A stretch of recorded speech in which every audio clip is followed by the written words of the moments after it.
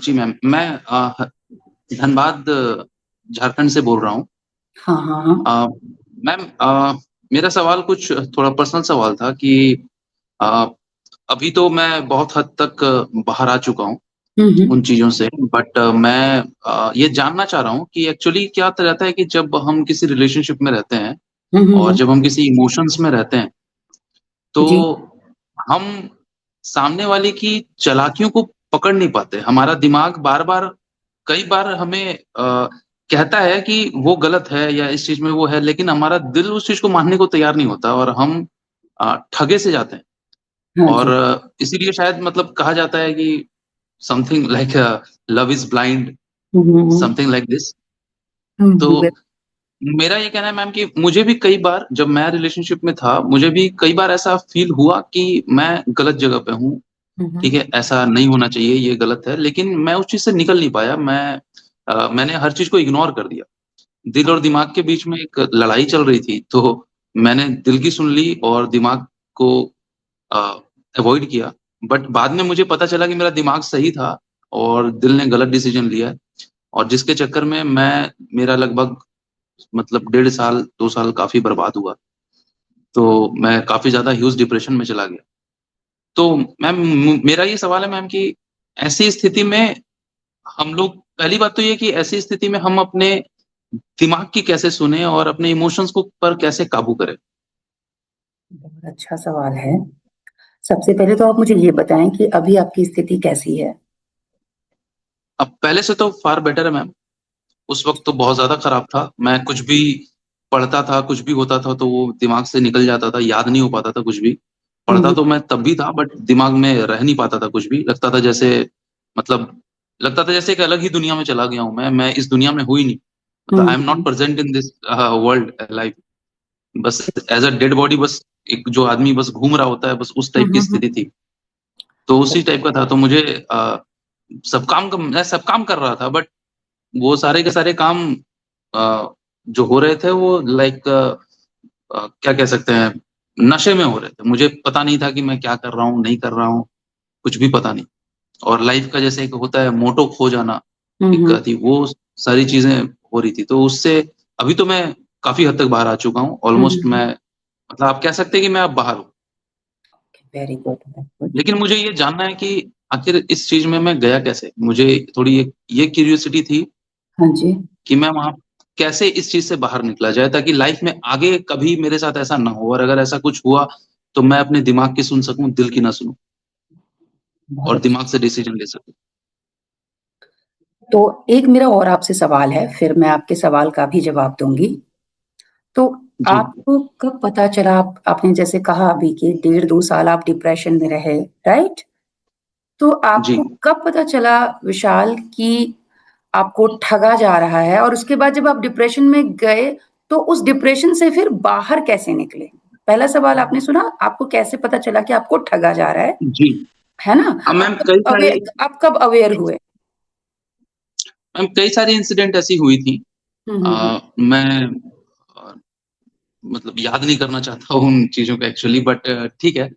अ, कई सारी ऐसी इंसिडेंट हुई थी जिससे मुझे लगा कि मैं गलत ये पे हूँ। फॉर एग्ज़ाम्पल जैसे मुझे कई लोगों ने मुझसे जो मेरे अपने भी थे, उन लोगों हुँ, ने हुँ, मुझे हुँ। उसके बारे में अवेयर किया, हुँ, हुँ। बट मैंने उनकी बात को नेगलेक्ट किया। हुँ, उन्होंने हुँ। कहा कि नहीं उसका वो उसके कहीं और भी रिलेशनशिप्स हैं, हाँ, हाँ। वो सही नहीं है, बट मैंने उसको अवॉइड किया। मुझे लगा कि वो जेलसी से बोल रहे हैं या वगैरह हुँ, इस टाइप हुँ। का उसने ऐसा एक माहौल ही बना दिया था मेरे सामने, कि मैं किसी और की बात पे भरोसा करना मेरे लिए मुश्किल हो गया था। हुँ, हुँ। और तो एक तो ये चीज़ हो गई थी। दूसरा उसने मेरे दोस्त के साथ भी बदतमीज़ी की, हुँ, हुँ। अब मेरे अपने सबसे बेस्ट फ्रेंड के साथ। तो मुझे उस समय भी मैंने उसे डाँटा था और हुँ, उस हुँ, वक़्त हुँ। मैंने लेकिन फिर थोड़ी देर के बाद एक सॉफ्ट हार्ट क्रिएट हुआ मेरे ऊपर, क्योंकि जी। वो रोने लगी और इस टाइप का। तो वहाँ भी फिर मैंने उसे माफ़ किया, फिर मैंने उसे अवॉइड किया, हुँ, हुँ। उनकी गलतियों को और गलतियों फिर उसे एक मौका दिया। उसके बाद फिर वो बहुत सारी चीज़ें छुपाने लगी। वो हमेशा जैसे पहले मैं अगर कभी उससे गुस्सा होता थोड़ी देर के लिए, तो वो काफ़ी मनाती थी, लेकिन बाद में जब उसकी शादी सेट हुई, उसके उसे बात करने के लिए कोई और लड़का मिला, हाँ, हाँ, हाँ। तो फिर वो बहुत ज़्यादा मतलब ये अटेंशन नहीं देने लगी वगैरह, तो वहाँ फिर मुझे क्लिक किया मेरे माइंड में कि अच्छा। ये क्या हो रहा है? ठीक है, ऐसा तो पहले नहीं करती थी, ठीक हाँ, है, हाँ। कहीं कुछ तो गड़बड़ है ये है। बट वहाँ भी फिर मैंने अवॉइड किया, हुँ, वहाँ हुँ। भी मैंने खुद को ही समझाया और उसको अवॉइड किया। तो इस तरीके से कुछ कई चीज़ें मुझे मिली थी और हुई थी। तो ये सारी चीज़ों को मैंने अवॉइड किया। बहुत सारी ऐसी भी चीज़ें थी जो मुझे एक्चुअल में भी पसंद नहीं थी। फॉर एग्ज़ाम्पल उसकी अगर आप बॉडी फिजिक्स देखें, जैसे कि हाइट में काफ़ी छोटी थी, जो कि मुझे बिल्कुल पसंद नहीं, बट उसकी बातों में मैं इतना ज़्यादा आ गया था कि मैंने सोचा कि चल यार लाइफ़ एक के साथ बितानी है तो कोई बात नहीं, बिता लेंगे। हुँ, हुँ, तो हुँ। ये सोच कर के मैंने उसकी फीलिंग्स की कदर की, उसे अपने लाइफ़ में जगह दी, हुँ, ठीक है? जो कि आज मैं पछताता हूँ कि मुझे नहीं देना चाहिए था, ठीक है? और उसके बाद एक तो ये हुई, दूसरी अ, मैं निकला वहाँ से मैम जब इस तरीके से कि पहला तो ये है कि मेरी फैमिली में कोई मैं किसी गलत लत पे नहीं गया, सबसे पहली चीज़ तो ये है, ठीक है? क्योंकि डिप्रेशन मेरी से फैमिली निकलने में के किसी लिए हाँ, मेरी मतलब फैमिली में किसी का भी कोई गलत ये दारू, सिगरेट्स जिन नशे वाली चीज़ों से मेरी फैमिली दूर है।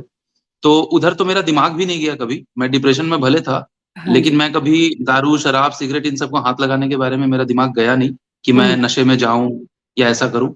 तो खुद को दूसरी कैसे चीज़ मेरी सँभाला? फैमिली बहुत जी मैम, तो मेरी फैमिली सपोर्टिव थी, मेरी फैमिली ने मुझे सपोर्ट किया।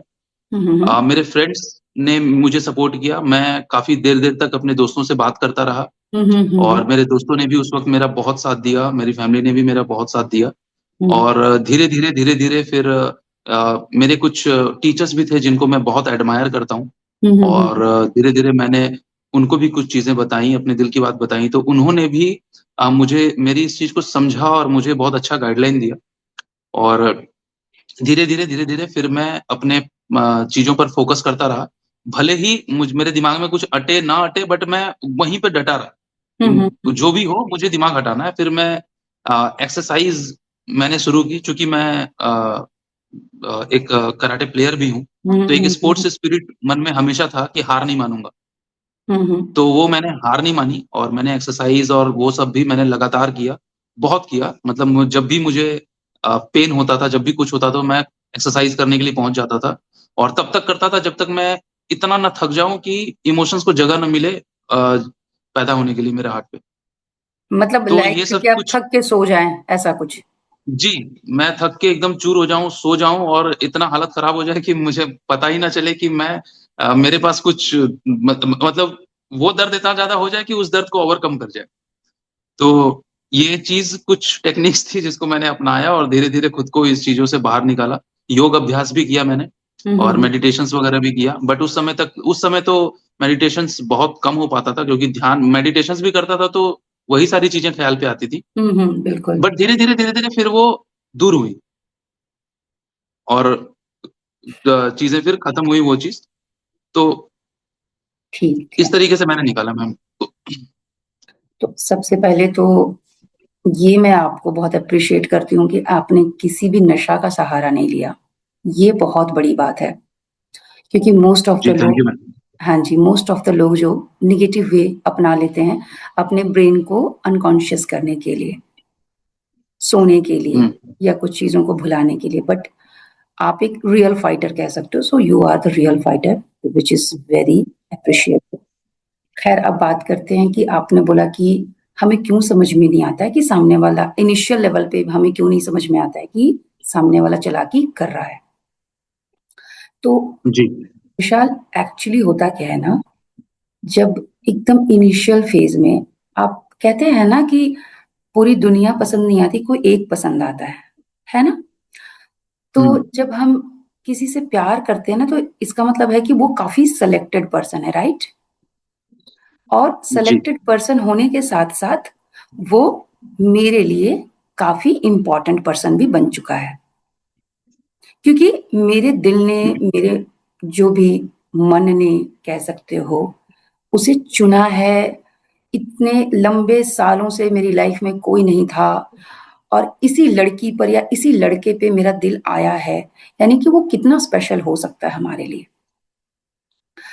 तो पहला तो ये होता है कि सिलेक्शंस जो हमारा होता है और सिलेक्शन जब हम करते हैं तो हमें ये भी ध्यान नहीं होता अच्छा बुरा जात पात धर्म ये सब भी हम देख के नहीं करते हैं, जो कि जी। प्यार में ऐसा होता ही है। तो हुँ। सबसे पहला डर होता है खोने का।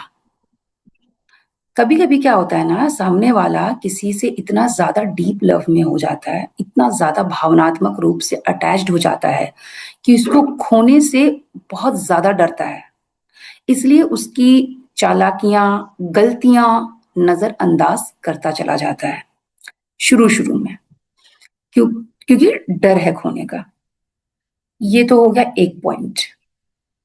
तो होता क्या है कभी-कभी कि सामने वाला गलती कर भी रहा है, इवन वो आपके सामने कर रहा है और आप पकड़ भी चुके हो उसकी गलती, बट चूँकि आप उससे इतना इमोशनल अटैच्ड हो कि अगर वो आपसे माफ़ी माँग रहा है और आप वो कह रहा है कि भाई मुझसे दोबारा नहीं होगा, तो आप उस पे फ़ेथ कर लेते हो। फ़ेथ इसलिए कर लेते हो, पहला तो जो मैंने आपको बताया खोने का डर और दूसरा दूसरा मौका। हम सबकी लाइफ़ में होता है कि चलो एक मौका और देके देखते हैं, एक मौका और देके देखते हैं। जी। है ना? तो आपके साथ भी यही हुआ कि हुँ। आपको पता तो चल रहा था, हिंट चारों तरफ से मिल रहा था, बट चूँकि you are in deep love, ठीक है? आप डीप लव में थे तो आप उस चीज़ को समझ नहीं पाए। दूसरा चीज़, जब हम प्यार में होते हैं ना तो जो हमारा ब्रेन होता है ना, वो अच्छी चीज़ों को, सामने वाले पर्सन के अच्छी चीज़ों को सेलेक्ट करना ज़्यादा अच्छा महसूस करता है। ये सब भावों की बात है, भावनात्मक बातें।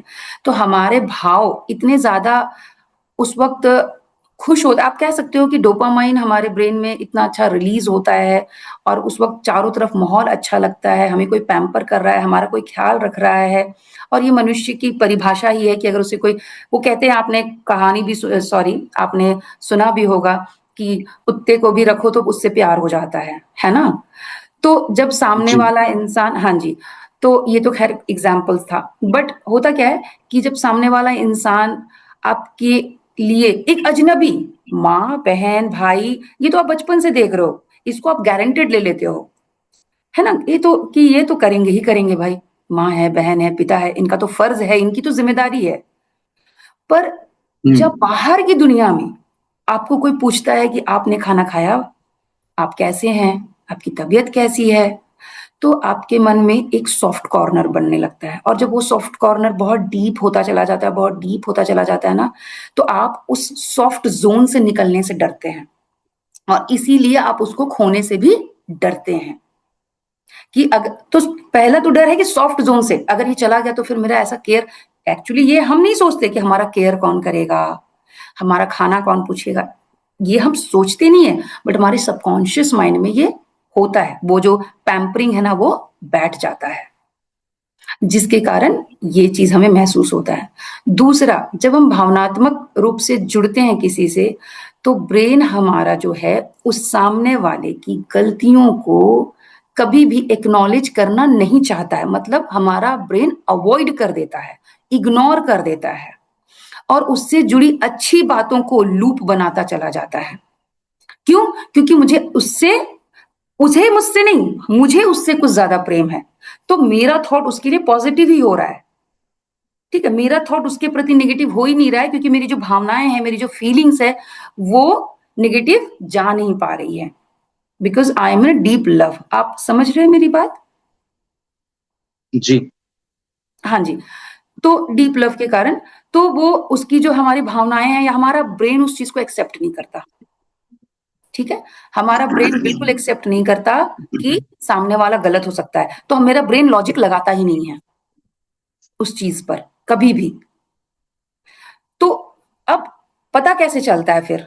तो पता तब चलता है जब सामने वाला, क्योंकि शुरू-शुरू में प्यार होता है तो कुछ ज़्यादा ही लोग एक-दूसरे से अटैच्ड होते हैं, बहुत ज़्यादा बातें होती हैं, बहुत ज़्यादा केयर होता है, बहुत ज़्यादा मिलना-जुलना होता है, बहुत कुछ टाइम तक तो बहुत चीज़ होता है। फिर धीरे-धीरे अगर सामने वाला फ्रॉड होता है, तो उसकी असलियत सामने आने लगती है, तो फिर वो इग्नोर करना शुरू कर देता है। फिर वो किसी बहाने से आपको टालने लगता है। तो आपको याद आती है कि अरे मैं तो इस सॉफ्ट ज़ोन में था इसके लिए, इसने मुझे इस ज़ोन में रखा, अब ये मुझे अवॉइड कर रही है, अब मुझसे इग्नोर कर रही है।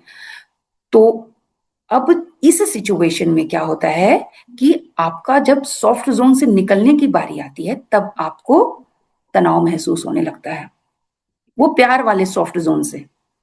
क्योंकि सामने वाला आप शुरू-शुरू में आपको इतना कुछ इतना इतना खूबसूरत दुनिया बना के दे देता है शुरू-शुरू में कि आप उस पूरी दुनिया में ऐसे लगते हो कि आप ही उसकी पूरी दुनिया हो और ये आपने अपने मन में भावनाएँ बिठा ली। आपने आइडेंटिटी बिठा लिया कि उसके लिए मैं ये हूँ।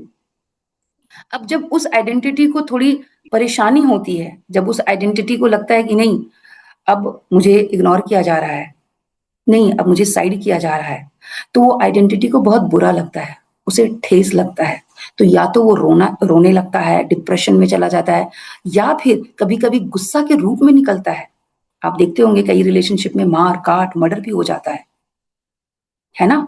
जी। तो जो लोग भावनात्मक जो लोग थोड़े अच्छे अच्छे कह सकते हैं, जो अपनी इमोशंस को कंट्रोल करना जानते हो, मैं इस सेंस में अच्छा बोल रही हूँ, वो तो रो के या डिप्रेशन में चले जाते हैं, बट जो लोग अपनी भावनाओं को कंट्रोल नहीं कर पाते हैं, वो मार, काट, मर्डर ये सब का ऑप्शन चूज़ कर लेते हैं। तो यही कारण है विशाल कि आप जो हैं, जब शुरू-शुरू में आप उनकी चालाकियों को या उनकी जो भी बदमाशी या बदतमीज़ियों को आप नहीं समझ पाए या उसे समझ के भी अवॉइड कर दिए क्योंकि आपका ब्रेन उस चीज़ को एक्सेप्ट करना नहीं चाहता था। उनके मैम तो इससे इससे निकलने का कोई तरीका है कि मैं यही चीज़ मेरा क्वेश्चन था कि मैं क्या ऐसा करूँ कि मैं पहचान सकूँ इस चीज़ को और मैं अपने दिमाग की सुनूँ, दिल की ना सुनूँ? देखिए उस विशाल वक़्त मैं इस इमोशन से कैसे अगर कोई बंदा अगर इस इमोशंस में फँस गया है और उसे समझ में नहीं आ रहा, तो आखिर उसे उस चीज़ से कैसे वो अपने आप को उस चीज़ से निकाले या वो सच्चाई कैसे देखे?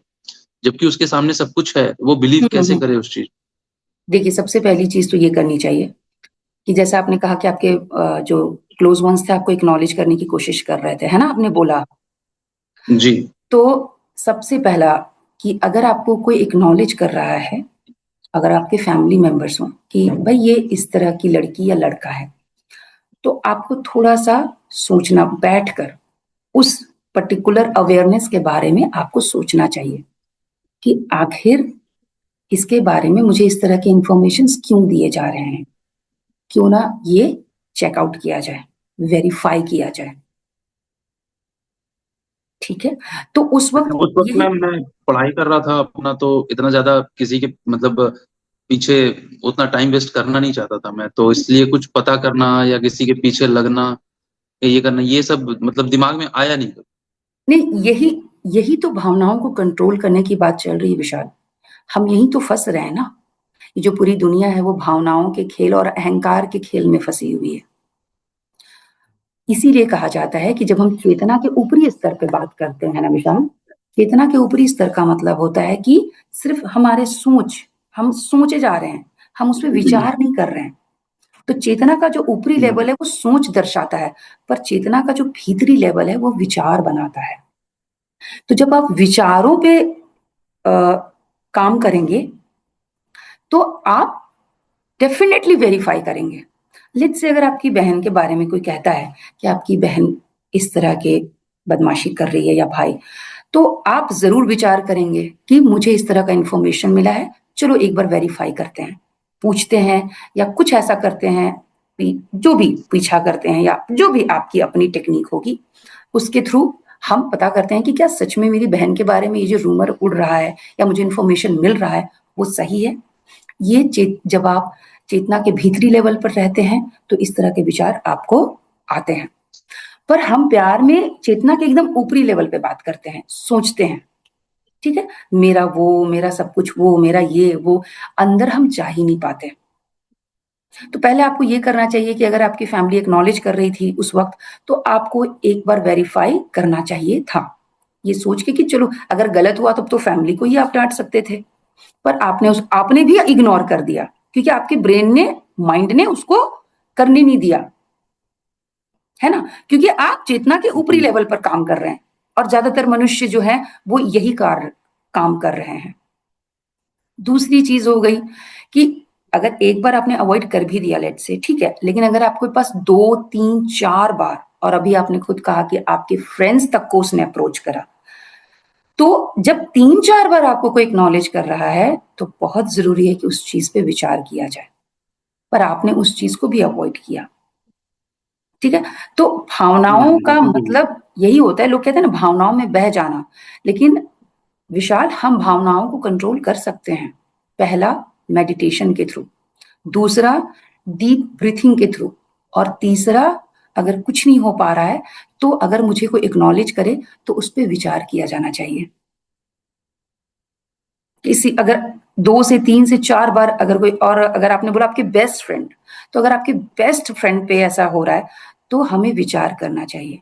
तो ये जो मेडिटेशंस होते हैं, ये जो डीप ब्रीथिंग होती है, ये हमारे चेतना के भीतरी लेवल को जागरूक करती है। तब जब कोई बात हमारे लेकिन पास आती है। कुछ गलतियाँ तो हुई थी जो मैं एक्सेप्ट करता हूँ अब उसको। हाँ जी, हाँ जी। तो मेरा यही मानना है और मेरा सजेशन भी यही है कि आगे अगर आप ऐसे रिलेशनशिप प्यार तो बहुत खूबसूरत चीज़ है विशाल और मैं दुआ करती हूँ कि आपको दोबारा सच्चा प्यार मिले और अच्छा प्यार मिले, सिर्फ सच्चा नहीं और अच्छा भी। लेकिन एक बात हमेशा याद रखिएगा कि प्यार जैसे कहावत है कि अंधा होता है, नहीं। प्यार आँख खोल के करने की चीज़ होती है। प्यार में सब कुछ देखने की ज़रूरत होती है। जाति, धर्म नहीं, लॉयल्टी, इंसानियत। शुरुआत में ये चीज़ें जी, देखनी पड़ती है और इन चीज़ों को देखने के लिए हमें अपने माइंड का प्रयोग करना पड़ता है। तो 2-3 टिप्स मैं आपको दे रही हूँ।